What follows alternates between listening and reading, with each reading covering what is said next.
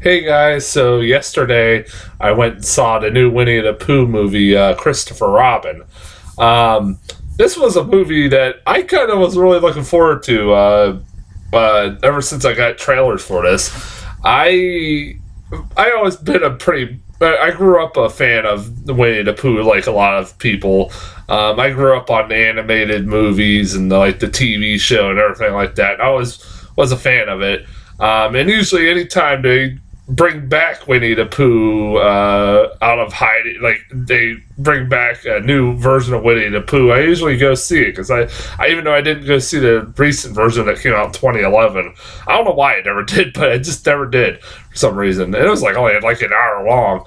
I remember that movie being really short, but I never went and fucking saw it. Don't know why. But anyways, I was looking forward to this. I thought it looked like an interesting idea. It had my curiosity. I was like, well, that's kind of weird, but a little bit different. All right, I'll bite. Maybe I'll be It's got decent actors. It's got like great voice cast. It's like this should be all right. It doesn't look that bad. It's been getting decent reviews, and from what I've been hearing from other people, that it was a pretty good film. I've heard from most people that it was a pretty good film. Um, and I do want to talk about before I get into the actual movie. I want to talk about my movie theater experience because this is one of my favorite fucking stories of the year so far. So I go into this. I go to see this movie about 2:05 in the afternoon, about 2 in the afternoon, and I figured going in that would probably be the oldest person in that fucking theater because I mean it's a kids movie for fuck's sake. No, if you thought that, no, I wasn't. I was the youngest person in that fucking theater. I am not joking. I'm trying to see if there was any other like little small little kids in there, but I didn't notice any. I got in there at 2 in the afternoon, and they put it not in the biggest theater, but like one that not, like it wasn't the smallest one either, but it was like somewhere in the middle, and it was fucking packed. Like at 2 in the afternoon, full of like looked like they let out a fucking entire retirement home and they all went fucking to see Christopher Robin. And half of them were wearing headphones and to hear the movie. And because of that, they were like talking really loudly because they couldn't hear each other.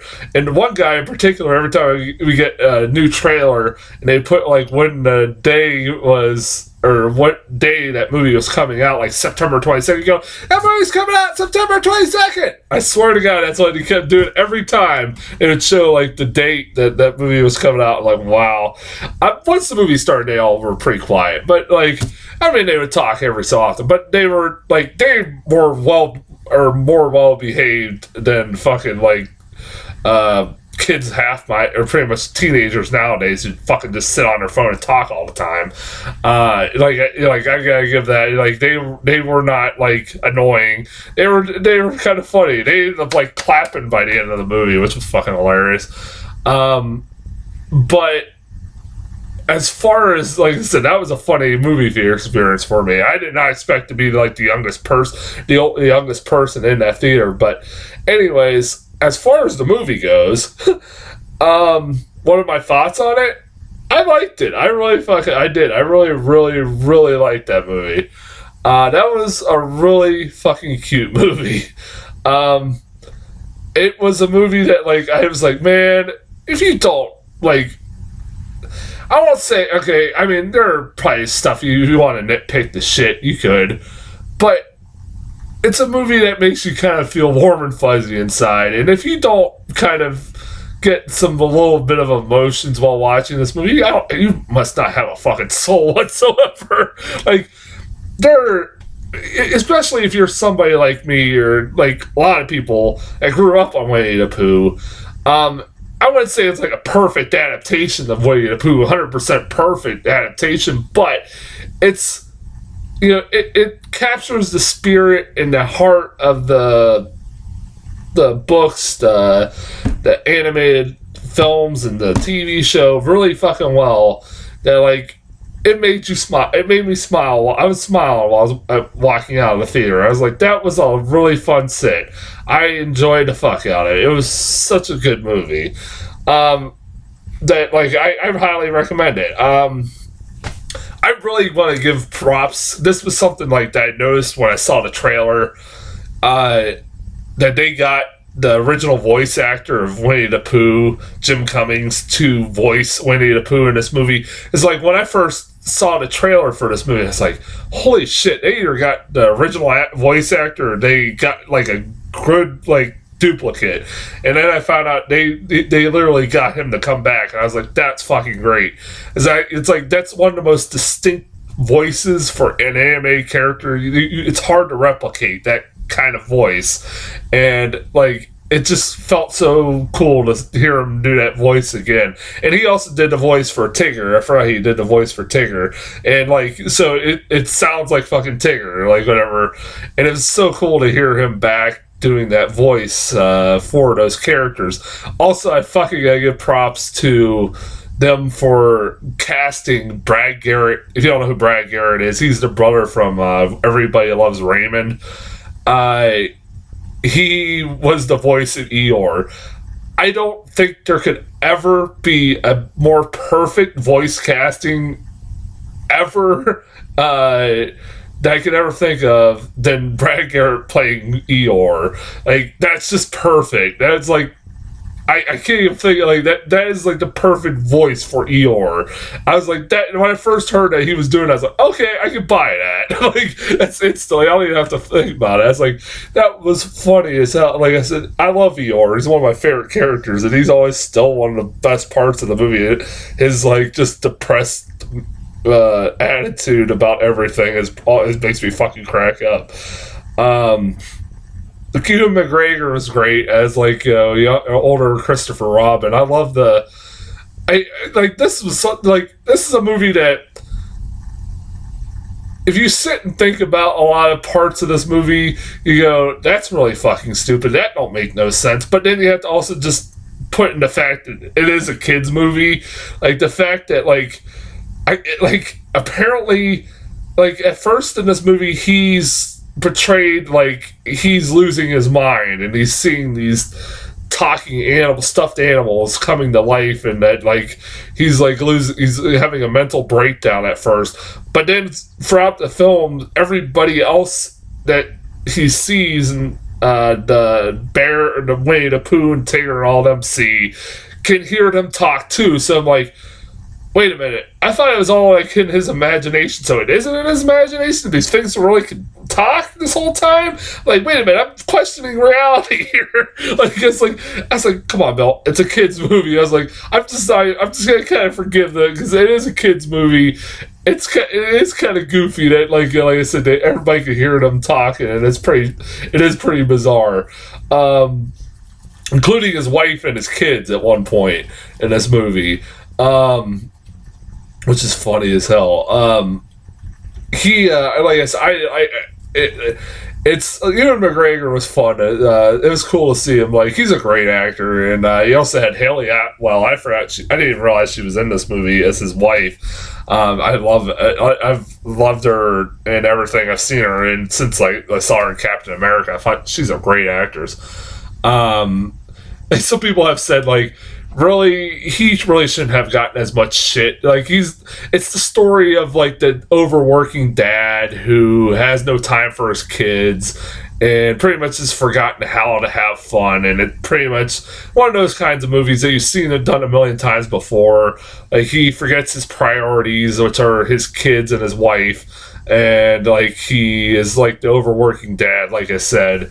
But a lot of people pointed out, like, he shouldn't really be getting as much shit as he is, because in this movie, he has to stay at work over the weekend to try to prevent people from losing their jobs. So he is kind of an important person, and like if he doesn't do his job, people are going to lose their livelihoods and stuff like that. And it's like, man, it's like people like he shouldn't really get as much shit as he is getting. I kind of agree. Like, he is a kind of a, like I said, he is doing something really important. It's not like, just because like the weekend that he has to work, his family's going off to stay in a cottage where he used to live in his childhood, where Winnie the Pooh and them, or where the 100 Acre Woods, the entrance to 100 Acre Woods is, basically.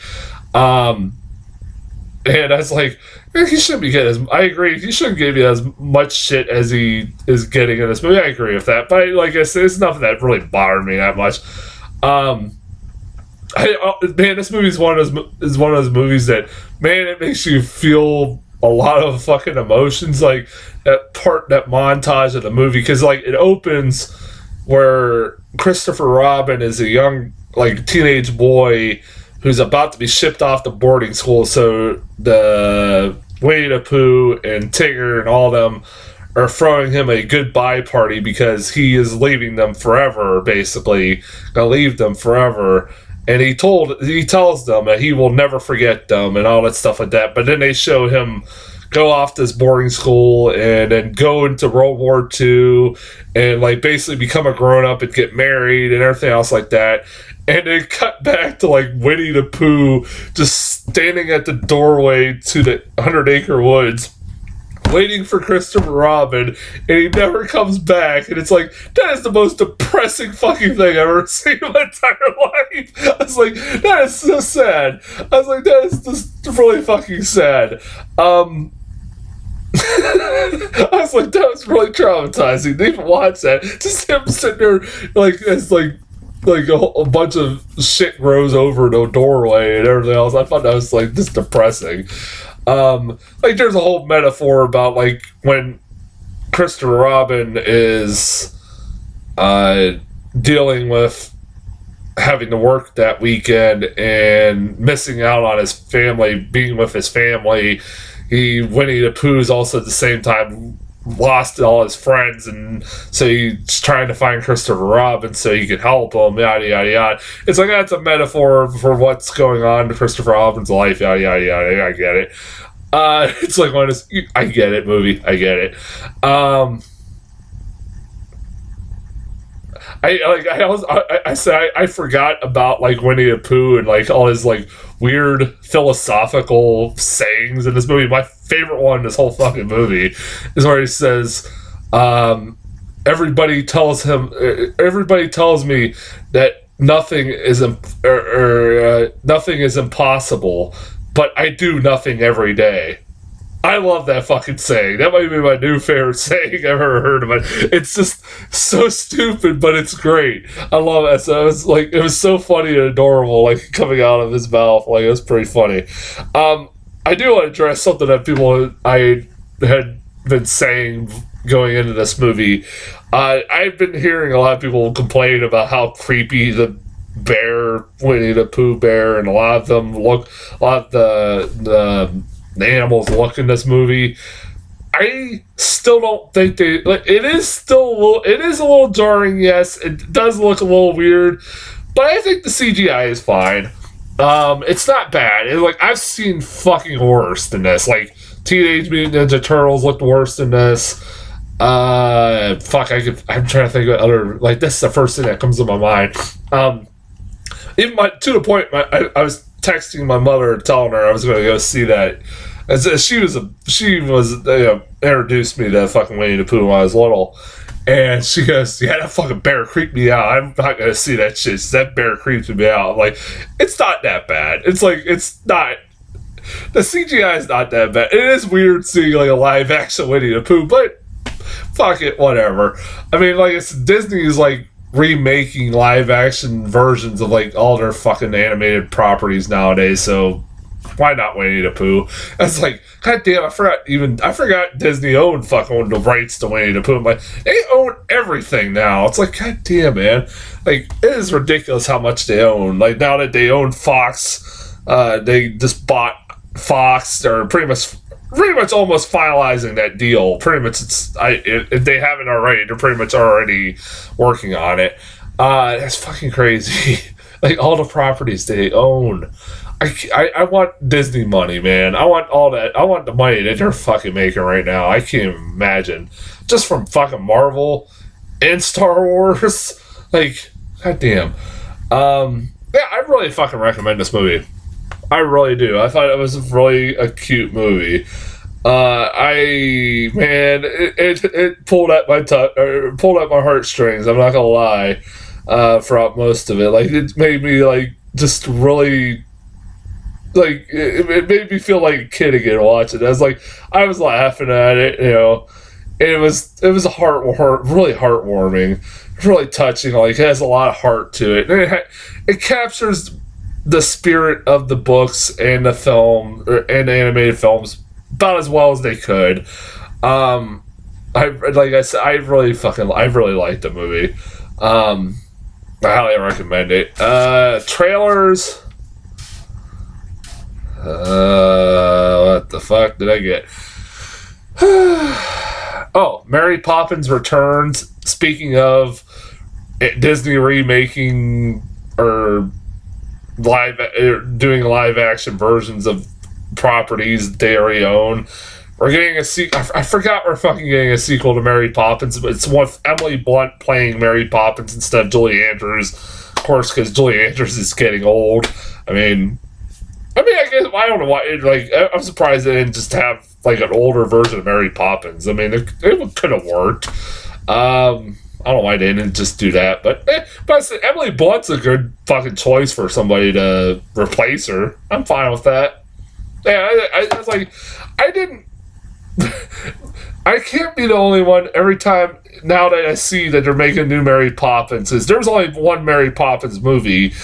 And there's a reason behind that. If you've seen like that movie Saving Mr. Banks, there kind of shows why. I mean, the author of the original Mary Poppins hated that movie, despite what Saving Mr. Banks tries to tell you that she ended up liking the movie once she saw it at the premiere. No, she hated that fucking movie. Everybody that knew her knows that she fucking hated that movie. And like, I guess they decided to wait until years after she's already been dead to fucking finally make a sequel, which is demented as shit. But yeah, I was watching this trailer and I'm like, I wonder what the author would be saying about this fucking movie. I'm sure it looks like it's gonna be like pretty much a exact sequel to the original, which I have never watched all of the original. I might have to go back and watch it. I've seen most of it. I know most of the songs, like everybody. But yeah, like it's coming out this Christmas. Like I said, between that and they got fucking Dumbo, and I know Lion King's coming out next year. It's like, goddamn Disney. And then I got a new trailer for Smallfoot. It's pretty much an extended version of the trailers I've gotten before, or it's just, you know, it's a story about, you know, Bigfoot, or the story about a Yeti, and they're afraid of people, and they call them Smallfoot, and I'm like, that's funny. And it's got an all-star cast. It's like, it doesn't look bad at all. It's from that studio that made that movie Storks, which I fucking love, but yeah, it looks alright.